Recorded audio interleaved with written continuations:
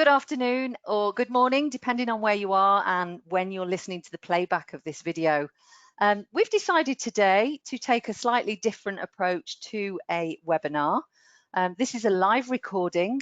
We don't have an audience, unfortunately, because I'm sure they'd have lots of questions if we did. But we're interviewing Katie Montgomery, who is the Associate Dean for Degree Programs with Insead. Insead you all probably know as the Rolls-Royce of business schools, as we like to call it. And Katie comes to us with a veritable who's who in terms of where her career has taken her. She's worked with Georgetown University,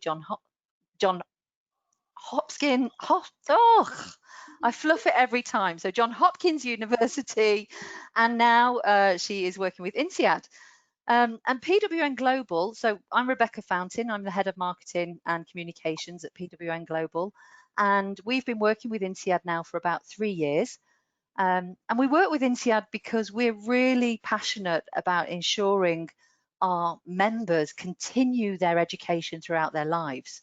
And so we today wanted to talk to Katie particularly about executive education and where that can take you. So without further ado, Katie, I have a few questions that I'd like to fire away at you, and I know you're going to be great in just answering them. So let's get stuck in. So first of all, can you tell me a bit about what the benefits of an MBA or an executive MBA are for a senior executive? So somebody who's already, working at a high level, what are the benefits? Definitely. Well, first of all, thank you so much for having me here today, Rebecca, and we really believe in the work of PWN and very excited about the partnership. So, first to just give a little bit of background about Insead is we're known as Business School for the World. And so we do have an executive MBA program with starts in Abu Dhabi, Singapore, and Fontainebleau, France. And what's great about it is being Business School for the World is our executive MBA alone has 63 different nationalities. So if you think about where the world is now, first of all, there is a massive change in the market, not just because of COVID-19, but before this even happened, we were living in a VUCA world. It was volatile, it was uncertain, it was changing, it was ambiguous. I'm, in my mid 40s, and the companies that I grew up, which were, the top, Fortune 100, or so companies, are completely different now. When I was young, we didn't have the Amazons and the Googles and the Microsofts, and we didn't have this kind of really burgeoning, and growing kind of, entrepreneurial scene and startup scene. And so the world is changing so much, but even with COVID-19, we're seeing hiring, upskilling, what we can do remotely, what we can do digitally. And so what we see is, first of all, people who respect diversity and have a global, outlook and are exposed to different point of views are going to be the best leaders. But also people are going to need skills, and they're going to need to be able to work in this constantly changing and moving environment. And that's what Insead does really well, because we throw you in the middle of things and we give you a transformative experience. And I think even if you are a senior executive, so generally our MBA program, the average age is about 29 or 30, but our executive MBA program, the average is greater. So it's really people who are coming, as you mentioned, as kind of senior executives. And I think the idea is upskilling. I think the idea is also having quite a bit of reflection and feedback. What are your triggers? When are you projecting? When are you getting in your own way? So we have an amazing leadership development program that gives you an opportunity to reflect on that and get feedback. And I think what you mentioned even about PWN with being lifelong learning, putting yourself in that environment where you are becoming a lifelong learner, where you're getting into an environment that allows you to learn and be intellectually curious and exposed to diversity and global issues is only going to strengthen your leadership profile. Okay, perfect. So you've talked a little bit about how it would impact the individual to the reasons why an individual should take part in these programs. what are the benefits for me as a company? If I'm a company and I'm considering making this investment, what are the benefits that I would receive from having employees who have been through this process? Right. Very similar to becoming a member of PWN, it really, opens you up to a brand new network, right? So you're having people who are coming and they're able to look at problems through a different set of lenses. They've been exposed to different nationalities, different business backgrounds, different functions. And so we know, and research has shown that, diversity allows you to be more responsive to the market. It allows you to come up with more creative and innovative solution. It allows you to kind of broaden your market. You're also going to have people who are going to be able to challenge assumptions.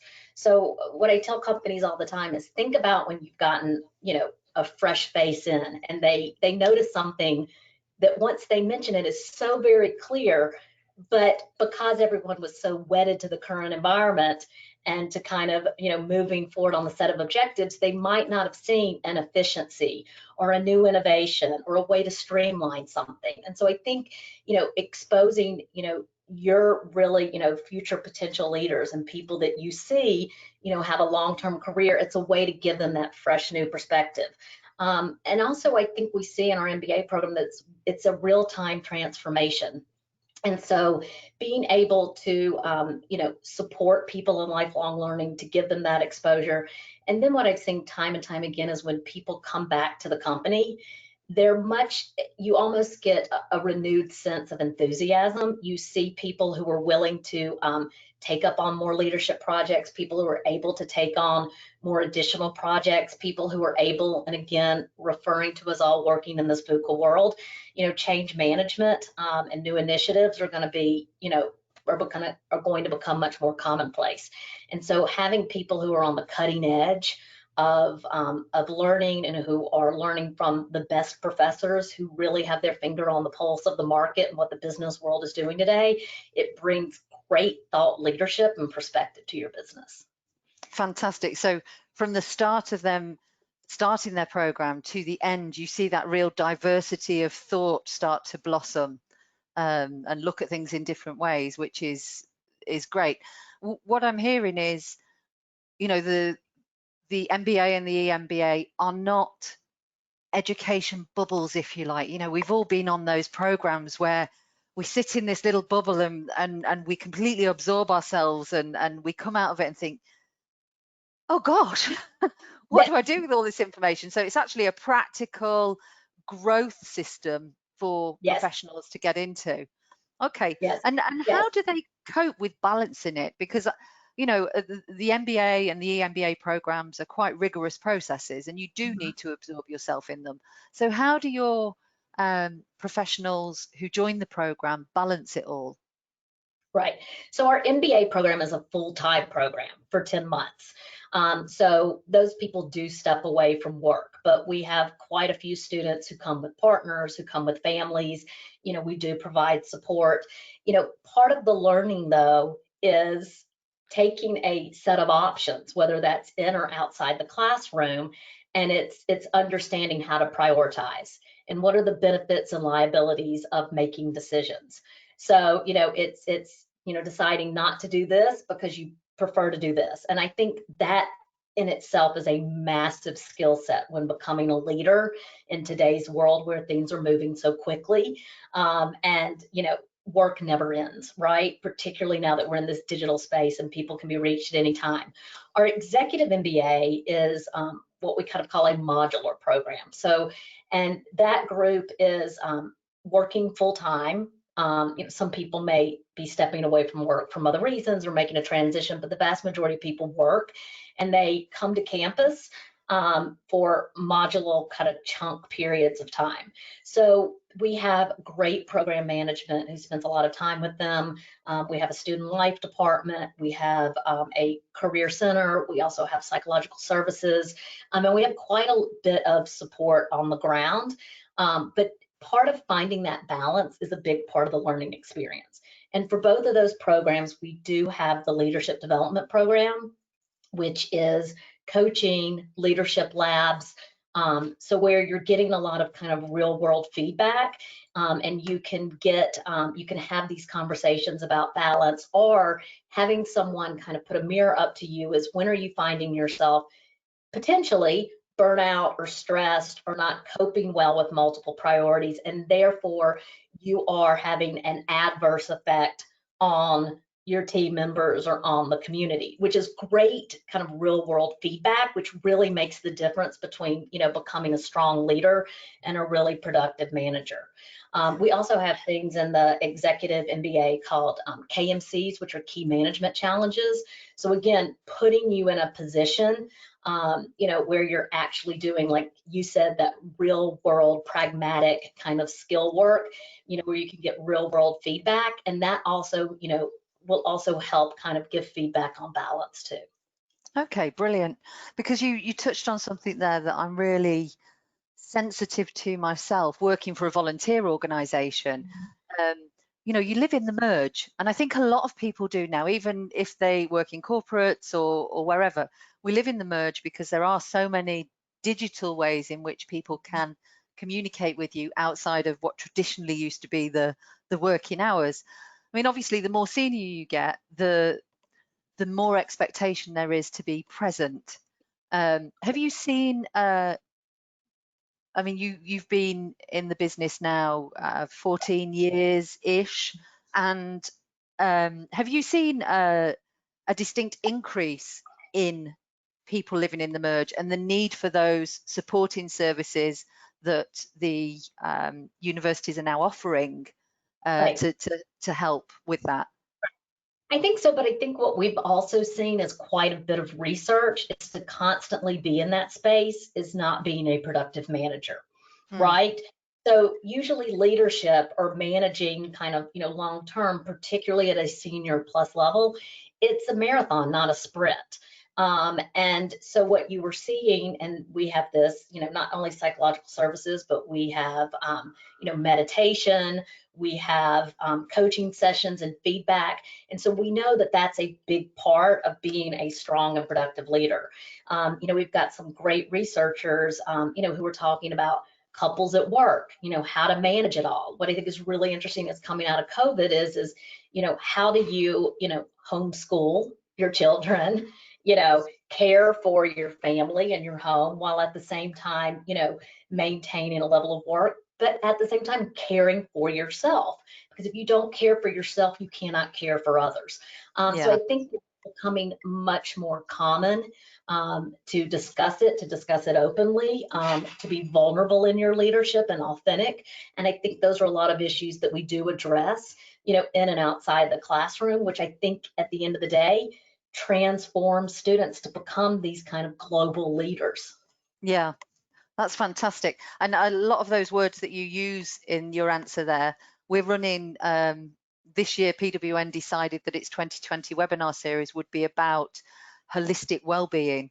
And it Right. touches on all of those things, you know, managing as a couple, mindfulness, compassion, being an authentic leader. So we have sort of complementary bite-sized webinars that can support the Insead alumni and our PWN members.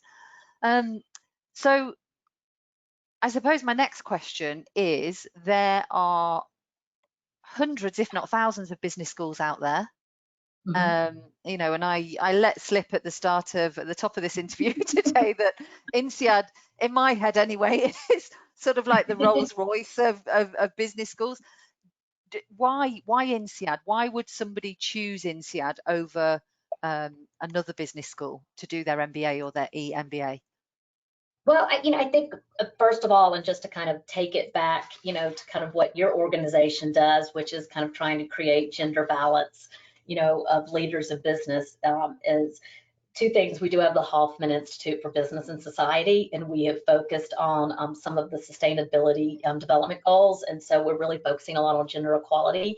And we do have a gender initiative led by Zoe Kennius, one of our professors. Mm-hmm. So first of all, I think, you know, for, you know, the overlap and why, you know, PWN is so important to us, that we do see gender balance. It's interesting. You might be able to tell from my accent, I am an American, and I've been with Insead for 3.5 years. I had done some international work with Johns Hopkins and with some international students at Georgetown. But even for me in my professional career in my 40s, I have never had my brain so on fire and challenged and learn, and I never thought I would have this level of growth, at this stage in my career. And that's what Insead's about. First of all, we are a school that only does graduate business education. We don't do undergraduate studies. We don't teach law. We don't teach medicine. We are only business. And so because we spend time and energy in that space, all focus is on, becoming better leaders and leaders who can be a force for good. So I think number one. I think number two, we have amazing faculty. Research and teaching faculty. You have to be good at both, and we really require our professors to be good in the classroom, and that's something that's very important. The diversity is unparalleled. I have never been in a higher education institution that is more diverse. And when you are sitting in a classroom, or you are doing a key management challenge, or you are in a study group, or working on a group project, and I've asked students this before, I'm like, tell me the most diverse group you've ever been a part of. And people will say, my study group. And that is such a challenge, right? And it really challenges your assumptions.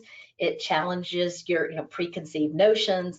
It gives you a different frame point. It teaches you how to advocate and convince others of your position, and how to approach and how to work in different cultures. It is so different. And so I think at Insead, you're going to get the competencies and the skills and the exposure, but there is an entire other layer that just takes it up a notch. And and you will come away with learnings that you couldn't get just in a book, and you couldn't get just from hearing a lecture. It is so much more nuanced and so much more complex than that because of the diversity.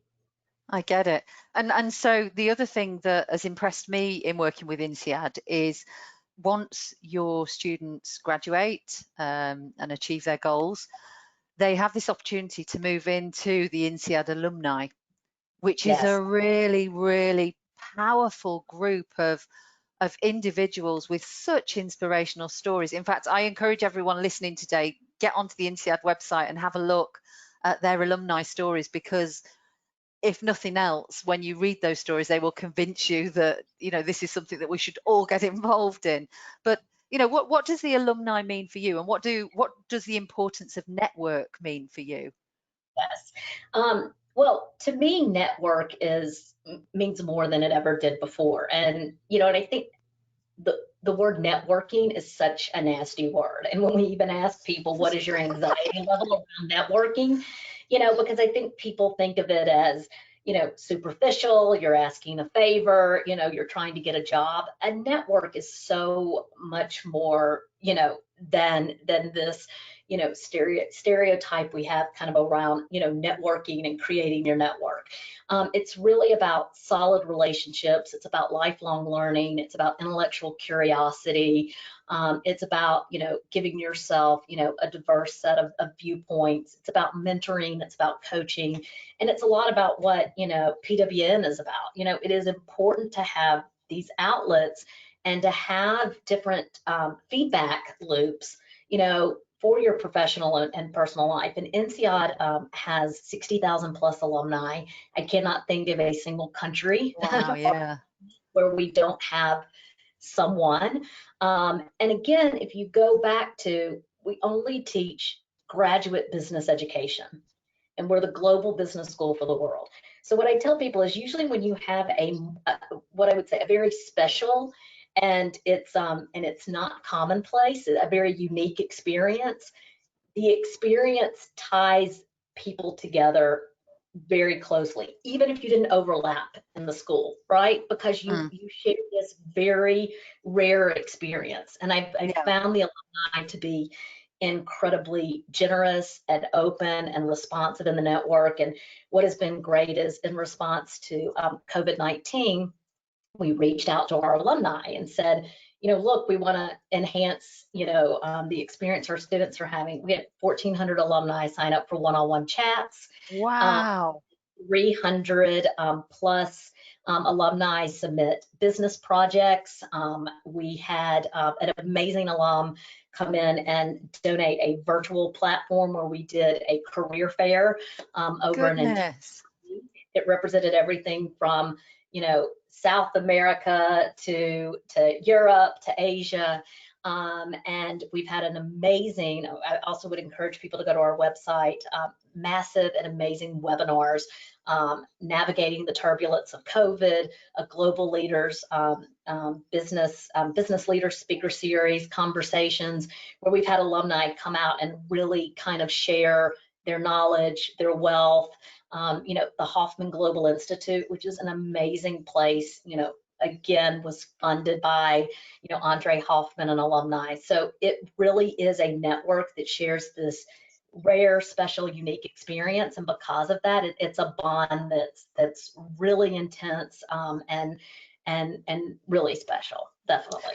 It sounds like you should be doing a program on how to build a successful alumni. Because I'm sure there's lots of organizations that would like that. Yeah, they're great. They're great.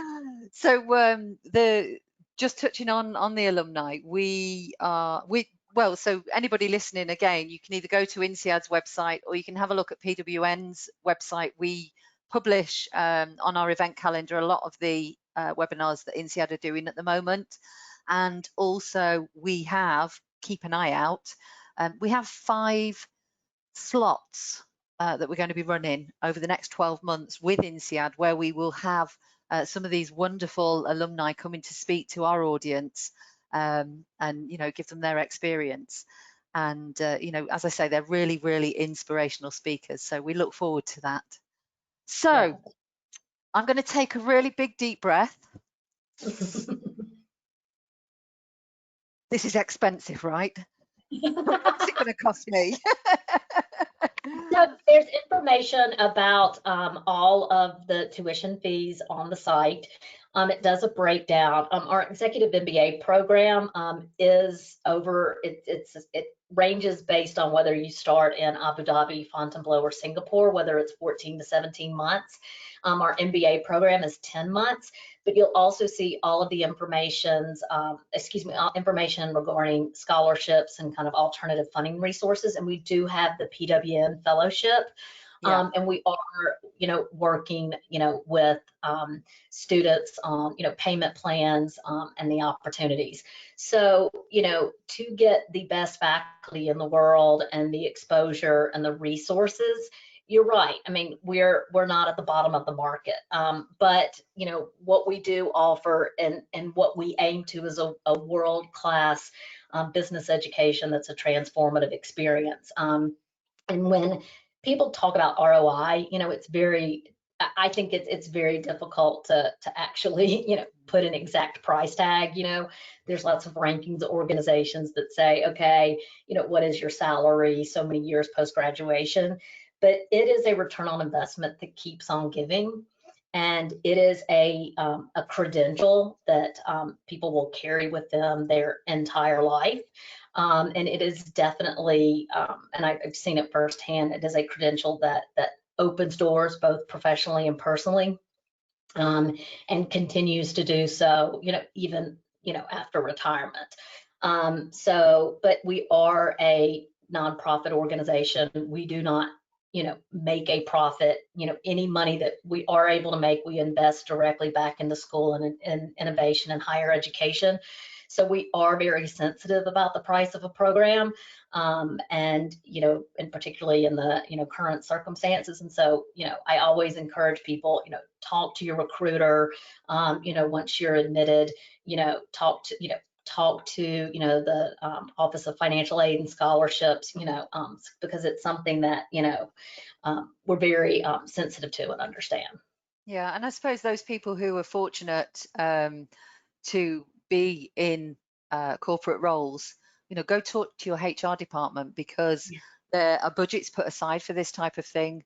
And certainly if you're a PWN member, the fellowship is you know, it's a big chunk of change that potentially you could have contributed towards your education. So if you're in the market for an EMBA, be aware that there is that pot of sponsorship available. So I know that we've got an event coming up, or Insead has an event coming up to help anybody who's interested explore the potential of applying and talk about how the application process works. Do you want to talk us through some of those next deadlines and who people can contact after watching this and being convinced that they want to come and apply? Well, let's hope they're convinced. Again, we have come on, Rebecca. So we have 3 Executive MBA programs. I would like to note that all of those programs do come together in France, and they do share electives together. So even if you start in the Middle East, you will, you know, overlap and spend time with colleagues in the Europe section and in the Asia section. So the deadline for the Asia start is July 3rd. The deadline for the Middle East is July 8th. And the Europe section, we have 2 upcoming deadlines, which is July 12th and September 6th.